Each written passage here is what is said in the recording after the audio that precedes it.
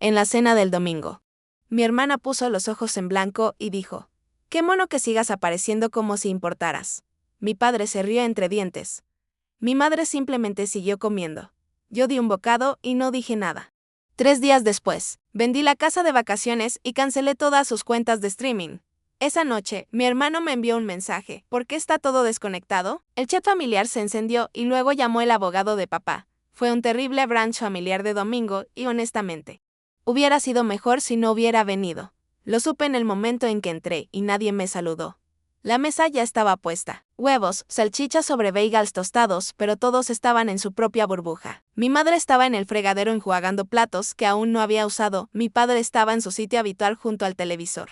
Aunque el volumen estaba bajo, Jaime me hizo un pequeño gesto desde el otro extremo de la mesa. Y Lucía, ya estaba bebiendo una mimosa como si estuviera en algún brunch en la azotea de Madrid en lugar del hortera comedor beige de nuestros padres en Sevilla. No esperaba un desfile. Pero era extraño que nadie dijera nada. Saqué una silla y me senté como si fuera una vecina que apareció por error. Hubo unos minutos de silencio incómodo, solo interrumpido por el tintineo de los cubiertos y Lucía tecleando en su teléfono. Entonces, justo cuando empecé a untar mi bagel con mantequilla, ella levantó la vista y lo dijo: «Qué mono que sigas apareciendo como si importaras». Nadie se sorprendió. Nadie le dijo que se callara. Mi padre se rió entre dientes. Mi madre siguió masticando. Y yo ni siquiera parpadeé. No dije nada. Simplemente me quedé allí masticando ese bagel seco y rancio como si fuera lo único que me ataba al suelo. Ni siquiera Jaime levantó la vista. Pero algo se rompió dentro de mí, no un grito, ni siquiera una chispa, solo una ruptura silenciosa y limpia. Terminé de comer. Dije que tenía que hacer unos recados y me fui. Al día siguiente, saqué mi portátil e inicié sesión en todos los servicios de streaming que usaban. Todos bajo mi nombre, porque, cuando no podían averiguar cómo configurar las suscripciones, yo lo había hecho por ellos. Lo pagaba todo por costumbre, nadie se ofreció nunca a colaborar o a hacerse cargo. Así que lo cancelé todo. Disney, HBO Max, Netflix, Spotify, incluso la estúpida suscripción a películas de Telecinco que mi madre me había rogado que contratara el pasado diciembre. 3 días después, alrededor de las 10 de la noche, recibí un mensaje de Jaime: «¿Por qué está todo desconectado?». El chat familiar estalló después de eso. Lucía escribió algo sobre que el wifi no funcionaba. Mamá preguntó si la televisión estaba rota. Papá envió un pulgar hacia arriba por alguna razón. Nadie me preguntó directamente. Nadie pensó en hacerlo. Simplemente observé el caos desarrollarse como si estuviera sentada en las vigas de un edificio en llamas. Esa misma noche hice lo otro. Fui a mis archivos y abrí la carpeta etiquetada Propiedad de la Costa del Sol. Costa del Sol, como en la casa de vacaciones o como a ellos les gustaba llamarla. El refugio familiar.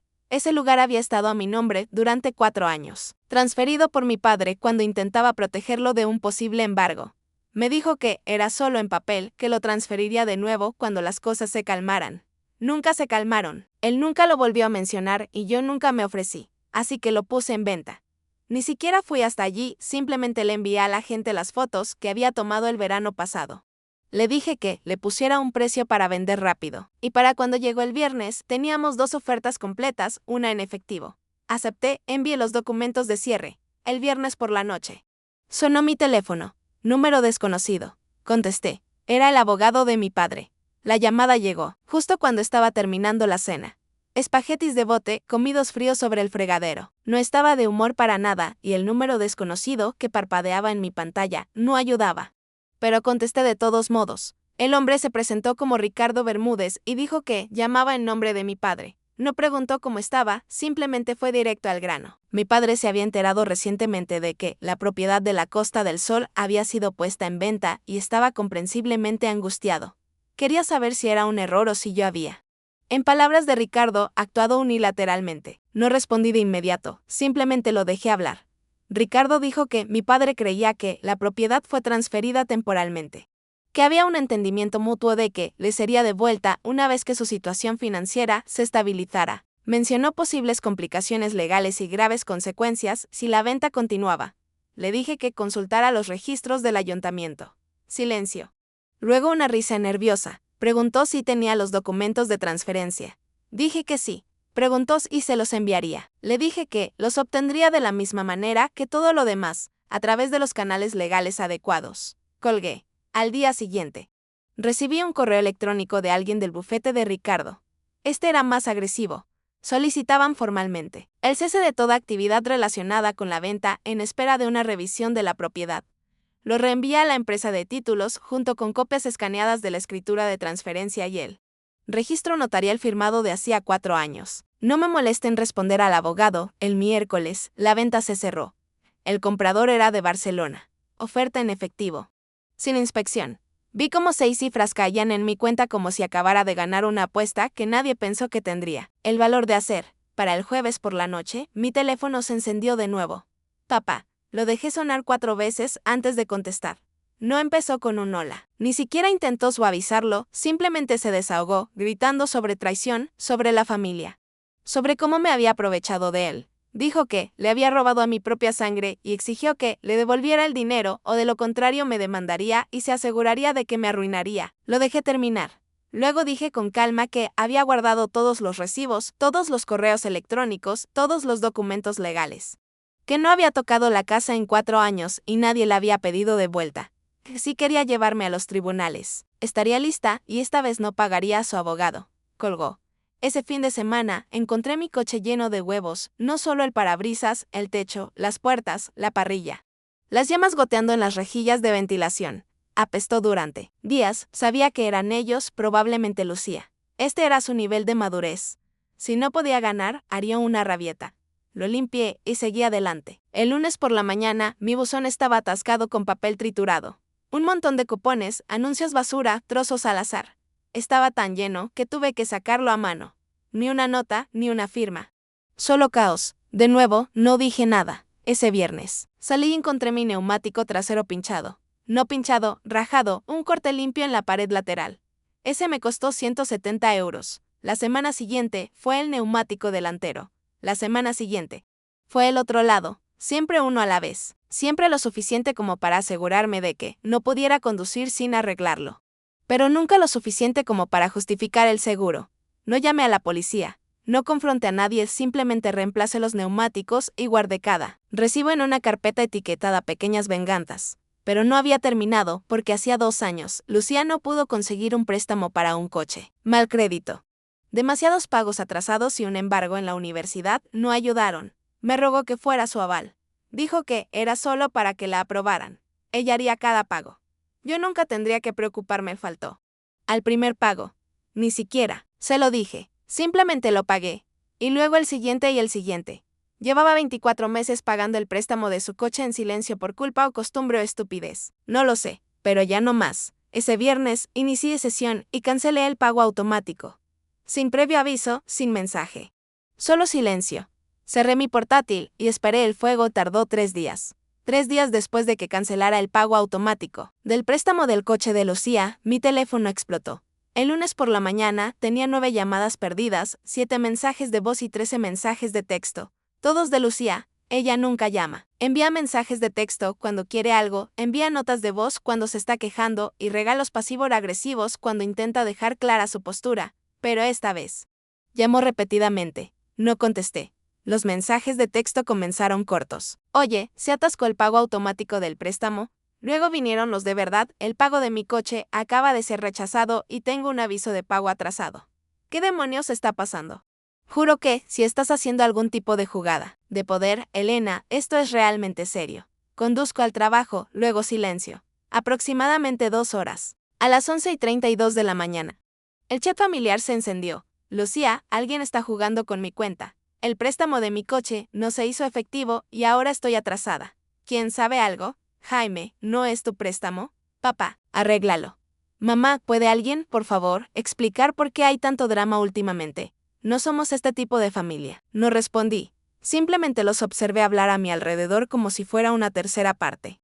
Una empleada contratada que de repente había dejado de aparecer para hacer un trabajo que nunca pagaron. A las 3:10 de la tarde, Lucía dejó una captura de pantalla en el chat. Su portal online. Una enorme advertencia roja en la parte superior. Pago fallido. Cuenta vencida. Jaime reaccionó con un emoji de pulgar hacia arriba. Probablemente por accidente. Seguí leyendo. Había escrito un párrafo entero sobre cómo estaba tratando de reconstruir su crédito y cómo alguien, refiriéndose a mí, había decidido sabotear ese esfuerzo por despecho. Dijo que nunca había suplicado ayuda y que ni siquiera estaba segura de por qué Elena estaba involucrada para empezar. Exacto. Salí del chat y borré el hilo. Terminé de leer ficción. 2 noches después. Volví a saber de Jaime. Mensaje directo. No preguntó qué pasó. Ya lo sabía. Había estado viviendo en medio de ello. Simplemente escribió, realmente están perdiendo los papeles. Creo que papá rompió la puerta del pasillo. Lucía está llamando a todos los que conoce. Mamá no ha hablado con nadie desde ayer por la mañana. Le pregunté cómo estaba. Dijo, necesito salir de aquí. Le dije que estaría allí al día siguiente. No volvimos a la casa después de recogerlo. Solo comida rápida y un largo viaje a una parte de la ciudad que ninguno de nosotros había tenido razón para visitar. Llevaba semanas buscando pisos. Encontré un apartamento de una habitación, en un edificio antiguo que era barato, limpio y no muy lejos de una ruta de autobús. El alquiler era de 600 euros fijos, los servicios no incluidos, pero manejables. No se lo dije hasta que entramos en el aparcamiento. Él pensó que solo estábamos matando el tiempo. Le entregué las llaves y le dije que fuera a echar un vistazo. Se quedó allí mucho tiempo en medio de esa sala de estar vacía con las manos en la sudadera, simplemente parpadeando. Luego me preguntó, ¿por qué haces esto? Le dije que no le estaba dando nada. Era un préstamo. Cubriría el depósito del primer mes, el último mes, y los gastos iniciales. Pero cada euro tenía que ser devuelto, no porque necesitara el dinero, sino porque necesitaba que se lo tomara en serio. El primer pago se debía en un mes, lo que pudiera pagar, sin limosnas. Solo una oportunidad, asintió y dijo, de acuerdo. Esa noche pasamos por la casa. Él entró corriendo, agarró una mochila y su PLAYS Tatio N4, y salió en menos de 10 minutos. Nadie lo detuvo. Nadie preguntó a dónde iba. Quizás no les importaba. Quizás lo sabían. Lo dejé con algunas provisiones, un viejo colchón que había llevado antes y un router wifi que había configurado esa mañana a su nombre a medianoche. Me envió un mensaje, es la primera vez que me escucho pensar en meses. No respondí. Simplemente sonreí y cerré mi teléfono. Que cundiera el pánico. Que se las apañaran. Todavía no había terminado. Lo de alejarse de la familia es que la gente espera una escena. Una pelea dramática. Gritos, portazos. Quizás alguien llorando. En el porche. Pero no es así como sucede. Sucede cuando dejas de responder. Cuando dejas de arreglar todo sin que te lo pidan. Cuando dejas de pagar. Dejas de explicar. Dejas de aparecer. Ahí es cuando se dan cuenta. Habían pasado unas semanas desde que corté los pagos del coche de Lucía y Jaime se mudó. Nadie me había llamado desde entonces, ni siquiera Lucía. Lo cual me sorprendió. Debía de haber mantenido la esperanza de que cedería, le enviaría un cheque, arreglaría su desastre como siempre. Pero nunca lo hice. Y ella nunca volvió a preguntar. Ahora tenía tiempo de verdad. No estaba haciendo malabarismos con facturas que no debían y fingiendo que me importaban los branchis familiares donde nadie me miraba a los ojos. Me senté una noche. Abrí mis extractos bancarios de los últimos 2 años y saqué cuentas. Había ahorrado algo más de 11.000 euros. 11.000 euros que solían desaparecer mes tras mes en el Audi de Lucía. Pagos, seguro, recargas. Recargos por retraso de los que nunca me habló. 24 meses drenándome en silencio porque ella estaba reconstruyendo su crédito y yo era la persona de confianza. Y luego miré lo que había gastado ayudando a Jaime a alquilar durante los primeros 2 meses. Depósito, el colchón, un par de cientos en comestibles, un escritorio barato de segunda mano. Un abono de autobús, en total algo menos de 3.000 euros, y Jaime ahora trabajaba a tiempo parcial en una ferretería. Me envió su primer pago puntual, 100 euros, con una captura de pantalla de la transferencia. No dije nada. Pero le hice una captura de pantalla y la guardé en la carpeta con su contrato de alquiler. Lo estaba intentando. Sin excusas, sin dramatismo. Simplemente intentando. Una semana después, me topé con el tío Carlos en el supermercado, junto a los huevos. Pareció sorprendido de verme, preguntó cómo estaba, luego se inclinó un poco demasiado.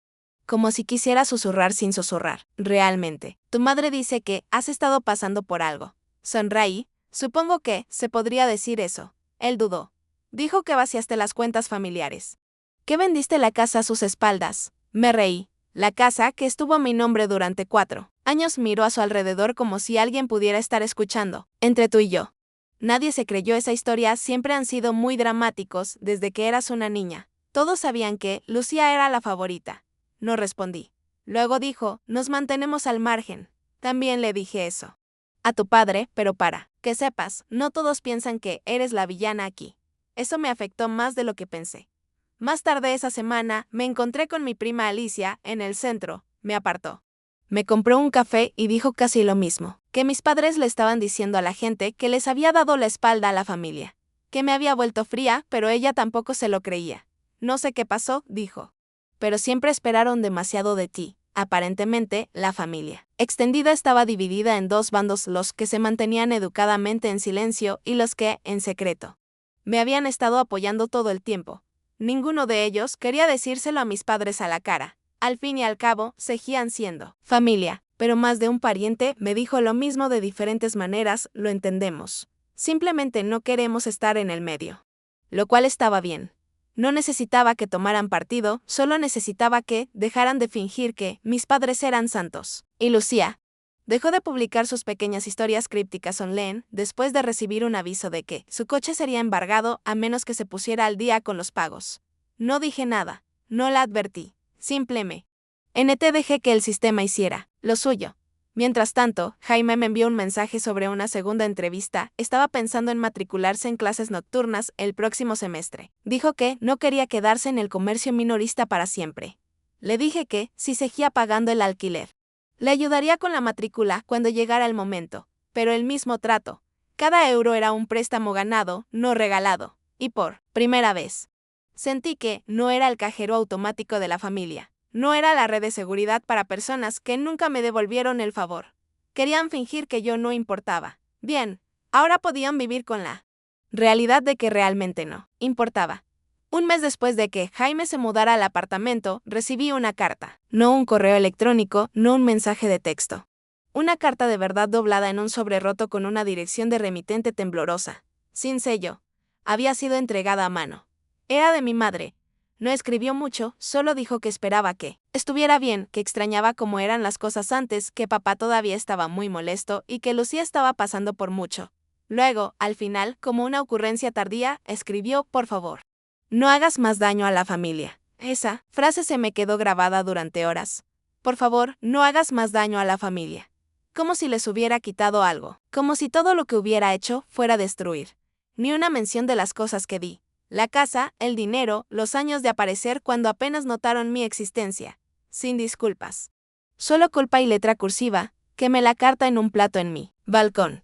2 días después, Jaime me llamó desde un teléfono prestado. El suyo había sido cortado. Su madre finalmente lo había sacado del plan familiar. Le dije que se quedara con el prestado por ahora. Dijo gracias. Pero que estaría bien. Conseguiría uno de prepago y se las arreglaría. Más tarde esa misma noche, recibí una notificación de mi aplicación de monitoreo de crédito. Había una nueva consulta de préstamo de coche a mi nombre. Me quedé helada. Abrí la alerta. Era de un concesionario en la ciudad vecina. Alguien había intentado solicitar financiación usando mi número de seguridad social. La solicitud no se hizo efectiva, probablemente debido al bloqueo que había puesto en mi crédito después de la venta de la casa. Pero se había intentado. Llamé al concesionario a la mañana siguiente. Dijeron que una mujer había entrado usando mi información, sin identificación, solo detalles básicos, y afirmó que estaba autorizada a solicitar a mi nombre porque yo estaba manejando todo de forma remota. No me dieron un nombre, pero no lo necesitaba. Era Lucía. Presenté una alerta de fraude esa tarde y no le dije una palabra. Que se preguntara por qué su siguiente intento fue marcado. Que siguiera cavando el hoyo. Ese fin de semana, visité a Jaime, le llevé algunas comidas congeladas y algunas cosas para la cocina. Nos sentamos en su viejo sofá y lo vimos intentar arreglar una silla tambaleante que alguien le había dado gratis. Me dijo que estaba trabajando horas extra y planeaba empezar a pagarme 150 euros al mes en lugar de 100. Le pregunté por qué el cambio. Se encogió de hombros. Su siente bien. Luego dijo: están más asustados que nunca ahora. Papá intentó hackear mi correo electrónico la semana pasada. Capté el intento de inicio de sesión. Asentí. Suena bastante bien. Luego dijo algo que no esperaba. Lucía dijo que quieren volver a ir a por ti legalmente, pero no a través de los tribunales. Le pregunté qué quería decir. Ella no dijo exactamente. Solo que iban a hacer que lamentara haberle dado la espalda a la sangre. No respondí, simplemente me quedé allí dejando que la frase resonara. No era una amenaza, en realidad, pero tampoco era nada. Jaime vio mi cara y dijo: no creo que sepan qué hacer sin ti. Le dije que ese era el problema. Ellos tampoco sabían qué hacer conmigo. Al final de la noche, volví a mi apartamento. sentada en el sofá, viendo cómo el primer pago del alquiler de Jaime llegaba a mi cuenta a tiempo, sin dramas, y en ese momento me di cuenta de algo. Cuanto más se descontrolaban, más tranquila me volvía y más poder tenía yo. No les quedaba nada con lo que amenazarme. Y todavía no se habían dado cuenta. 3 meses. Eso es lo que había pasado desde que corté el último hilo. En ese tiempo, ni una sola llamada de mamá, ni un mensaje de voz de papá. Lucía tampoco había intentado ponerse en contacto. Aunque descubrí a través de Jaime que había vuelto a intentar usar mi información para abrir una tarjeta de crédito de tienda. Esa fue cancelada antes de que se revisara. Lo denuncié como la última vez y seguí adelante. Ya ni siquiera me sorprendía. Jaime seguía en ese pequeño apartamento, seguía trabajando en 2 sitios, seguía enviando pagos cada mes, pequeños. A veces solo 80 euros, pero siempre a tiempo, y siempre con una nota que decía, todavía lo intento. Eso significó más para mí que cualquier cosa que haya recibido del resto de ellos. Me llamó una noche después del trabajo, dijo que quería hacer un curso de certificación para clases nocturnas de climatización, dijo que había consultado la matrícula y no era terrible. Pero no podía cubrirlo todo de inmediato. No pidió ayuda, simplemente lo dijo en voz alta, como si quisiera ver cómo se sentía. Le dije lo que siempre le decía. Si seguía con sus pagos, se mantenía constante, yo lo cubriría como un préstamo. Cada euro rastreado. Nada gratis, dijo. Es justo, y cambió de tema. Esa noche, abrí la carpeta de mi escritorio etiquetada Caos Familiar. No la había tocado en semanas, pero quería volver a ver los números, repasé cada pago que había detenido, cada suscripción que había cancelado, cada préstamo que había terminado. Calculé lo que había ahorrado. 11.052 euros. Luego calculé lo que había gastado en Jaime. Depósito del apartamento, alquiler, muebles, comestibles, teléfono móvil cuando se lo cortaron. 3.135 euros en total. Eso me dejó con 7.917 euros que nunca habría visto si hubiera seguido desempeñando el papel que me asignaron. No había hablado con mis padres. Ellos no lo habían intentado. Jaime me dijo que las cosas en la casa se habían puesto extrañas. Lucía se mudó temporalmente. Papá empezó a cerrar la puerta de su despacho con llave y mamá quitó todas las fotos familiares que me incluían, como si borrarme pudiera revertir el daño. Contaban la historia a quien quisiera escucharla. Que les había robado. Les di la espalda a la familia, los traicioné por dinero. Pero siempre omitían los detalles. Los años que pagué por todo, sin pedir crédito. La casa de vacaciones que me cedieron porque no querían lidiar con los impuestos. El hecho de que se rieran mientras mi hermana me humillaba en el brunch. La gente notó esas omisiones. Volví a ver al tío Carlos en una gasolinera. Me asintió como si intentara no armar un escándalo y dijo, escuché que todavía están enfadados. Escuché que todavía estás ganando. No dije nada, simplemente sonreí y terminé de llenar mi depósito. Él dijo, la mayoría de nosotros pensamos que hiciste lo correcto. Simplemente no sabíamos cómo decirlo sin hacer que todo explotara. Luego añadió, probablemente sea un alivio no ser necesaria ya. Y lo era. Eso era exactamente. No era necesaria. Ya no, era libre. Y ellos seguían atrapados en una casa, llenos de sí mismos. 3 meses después todo había cambiado. No para ellos, sino para mí. Todavía vivían juntos en esa misma casa desgastada. Lucía se había mudado de nuevo a tiempo completo.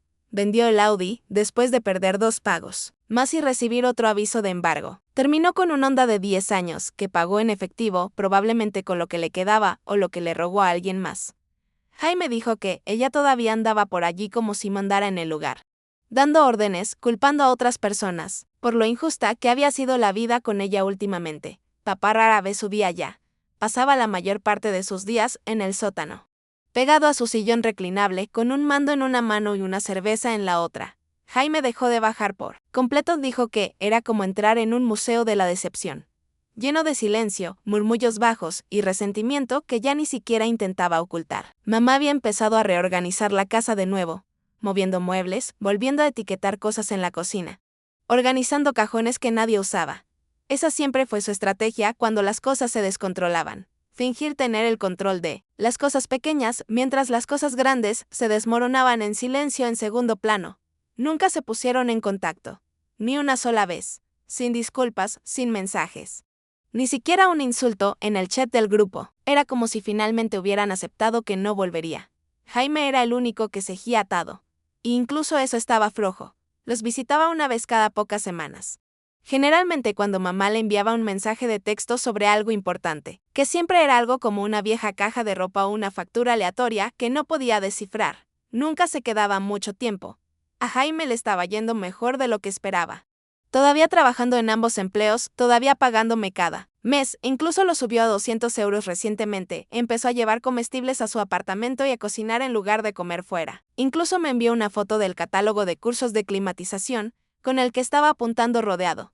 Se estaba convirtiendo en su propia persona lenta, tercamente, pero definitivamente. Y yo. Era libre.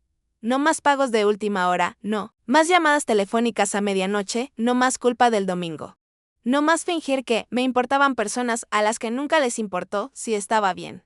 Mi teléfono solo sonaba cuando alguien con quien elegía hablar me necesitaba. Mi cuenta bancaria se mantenía llena. Mi apartamento estaba en silencio. Mi vida era mía. No los había perdonado. No había olvidado lo que hicieron, pero ya no necesitaba que lo entendieran. No. Necesitaba un cierre. Tenía distancia. Tenía pruebas. Tenía paz.